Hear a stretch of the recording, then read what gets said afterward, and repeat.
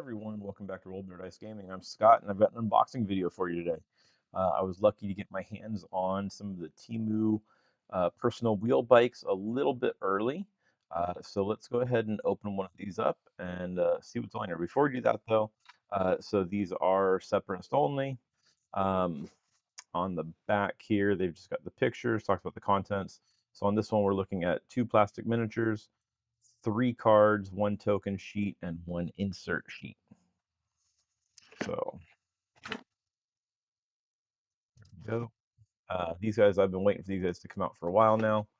I think they're really cool. I did test run them in a game using some ATRTs as proxies, and it went fairly well. I think there's definitely some things that I could use a little bit differently for running these models. So we've got a big bag full of parts. We've got some cards and some bases down here at the bottom. So these are the standard bases that we're going to be coming with for these models. So these are similar to the ATRT size base. That's why I use those for proxies. We have our card insert here. So just the little advertisement here and all the different languages. But on this side, yeah, you got to use this QR code to get the instructions, which I don't know why. If they're printing this out, just print us the instructions on here, guys. It's not that difficult. I'm going to say this every video that I record for unboxing videos. Just give us printed instructions. Even if it's not in different languages, the pictures are usually enough that we can tell what's going on. We don't need it in different languages. Just give us printed instructions. I hate having to have my phone out trying to see what step I'm doing next. But yeah, so building these guys was not easy. I have looked at some of these already.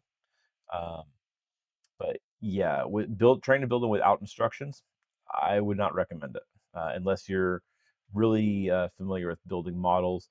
Having done the Grievous on wheel bike definitely helped. So I would recommend checking the wheel bike out, or the if you've built the general Grievous on wheel bike, you should have no problem building these. They're very similar. I think there's only one part that I had to kind of look up and try to figure out where it was, and yeah, and I'll point that out on the pieces here when I open them up. So there's the sheet there. We've got the pack of cards. So if you've been sleeping under a rock and you haven't seen these yet, we have the tokens here and then the cards for this unit.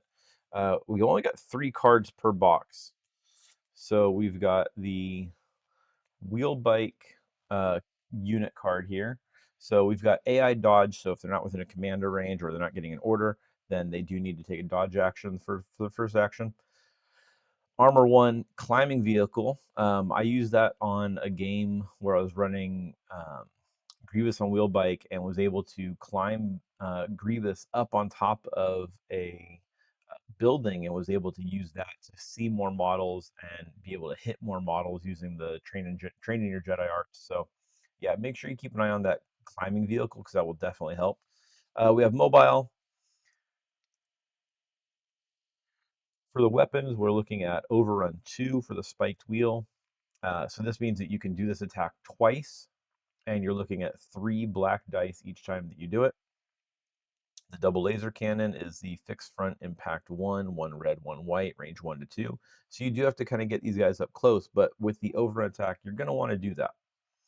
And then we're looking at 3 health each. They don't have any breakage for being a vehicle. They surge to hit. They do not surge to save, obviously, because they're red dice. You're not going to need that surge to save for the red dice, so we're good there. And then a speed of movement 2. So the upgrade cards, the first one we're looking at here is Turbocharge. For Turbocharge, General Grievous on Wheel Bike, Warlord, or the TSMEU Wheel Bikes.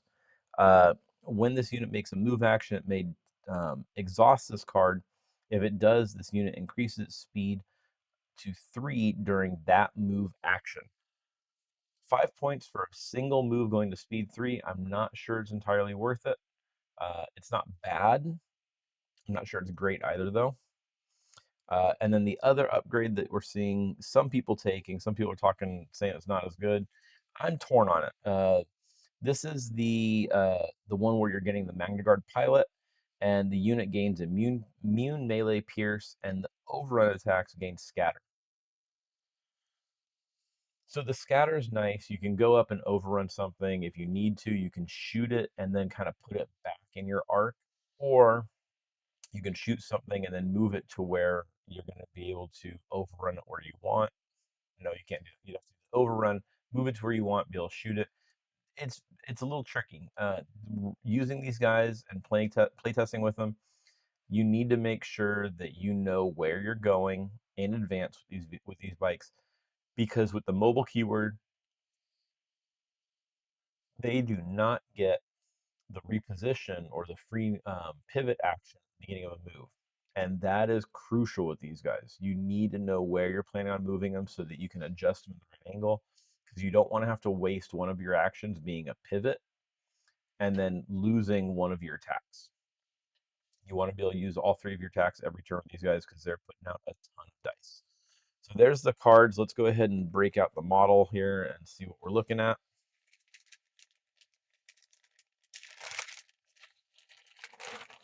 So this is a whopping 5 sprues for this one box. So we've got 2 of the exact same sprue. This is just for the wheel bikes themselves, or for the base of the wheel bike. So we've got those simple 4 pieces on each one, nothing too crazy there. We have the legs and some of the other parts of the wheel bike.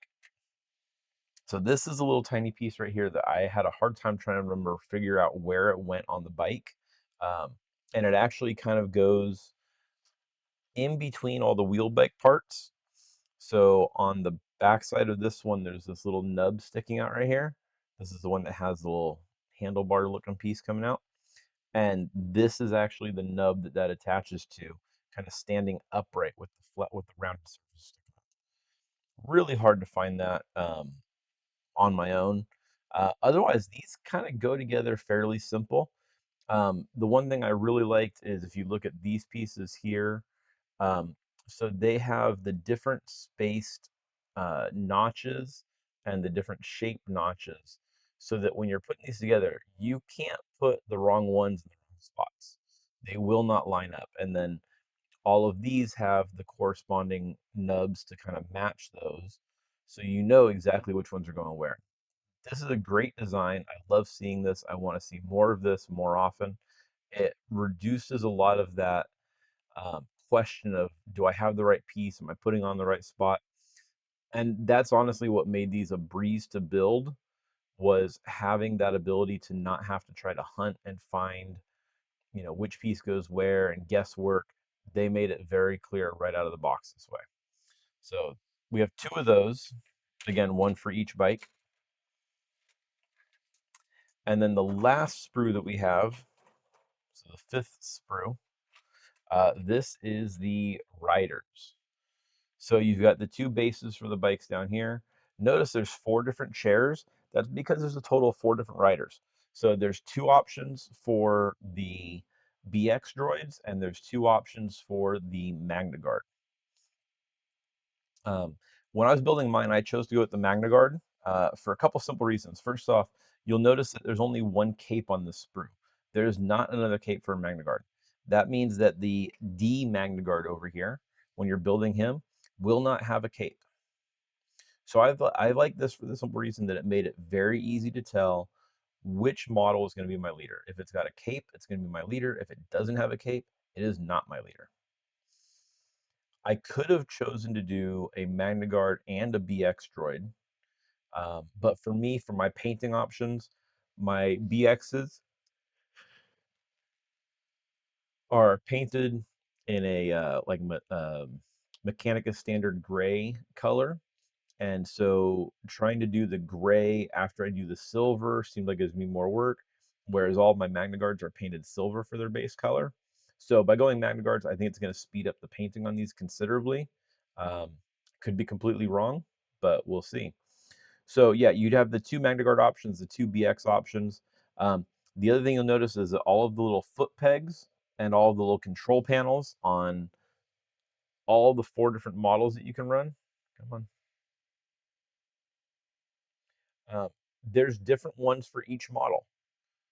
So I know people have talked about trying to magnetize these, and I think you could magnetize them. They're going to be quite difficult, just for the simple reason that you're going to have to magnetize points on the chair, on the foot peg, and on the control panel to be able to easily swap these models in and out.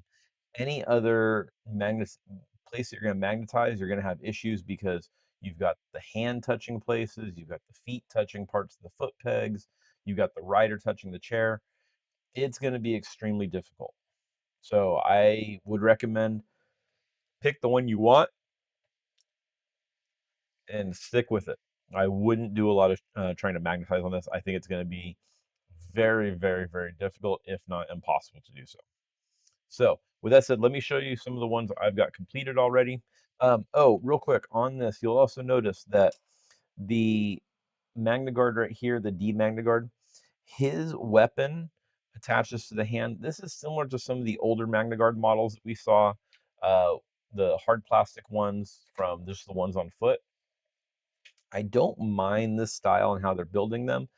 What I really didn't like on this model was the way that that model is posed with that staff. So both of the models, if you notice them here, like on the box art on this one, you'll see that he's got the staff and he's kind of holding it out. It's not touching anywhere else, and he's literally just sticking this thing straight out. That just screams for a broken model, and I hate that. The one on the front, this is the one that literally the staff attaches right here at the hand. It's just the solid staff, and then the arm is another piece. The arm on this one goes in one way. It does not rotate. It cannot be put a different way. You'd have to be filing down some of the nub that goes into the shoulder joint. I just don't think it's a very good option. So I didn't like the way those two looked. So when I did mine on the first one where he's just holding it outright, I opted to use one of the older MagnaGuard staffs. Come on, focus. And so you'll notice I've got it attached up here, but I've also got it touching and attached down here at the base of the bike on one of the legs. And that's going to give this more stability. I'm less worried about this breaking off now. It's still, flimsy and a little flexible, but it's not as bad as it just sticking out and having the staff right here. I just think that would be such a bad design. That's just going to ask for it to break. So, but here's the one without the cape. Let me bring this camera down a little bit for you guys.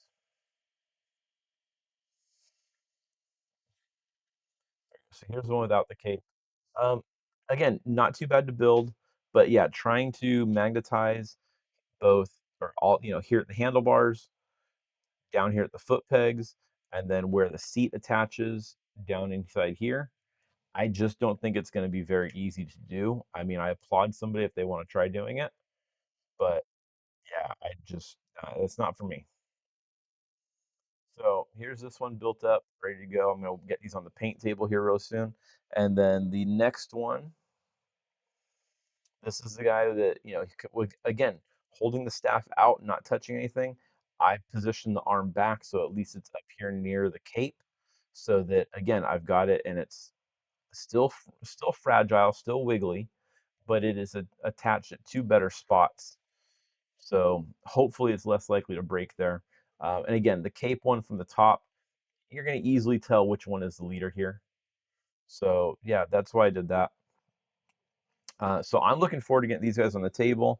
I kind of went a little crazy here, and I just showed you the one that I don't have built yet, but I am going for all four models, or all four units rather. Another thing, and this actually just happened to me right now, is the head on one of the models, the non-cape model, is just this little teeny tiny head, and it barely attaches. It's just got this. Let's see if I can get this here. Come on, focus. It's got that little tiny nub is all that it attaches into um, the body, and the body just has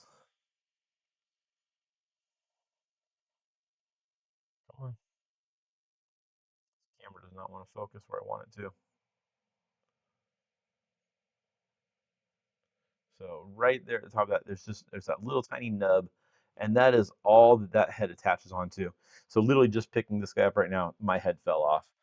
So I've got to fix that. Um, I would always recommend when you're building models, get some kind of plastic cement. I use a Tester's plastic cement, works great. Um, Once it fully cures and bonds, you're not going to have parts falling off and breaking very often at all. So yeah, I'm excited to get this last one built, to get them on the stream table, and hopefully you'll see that up tonight.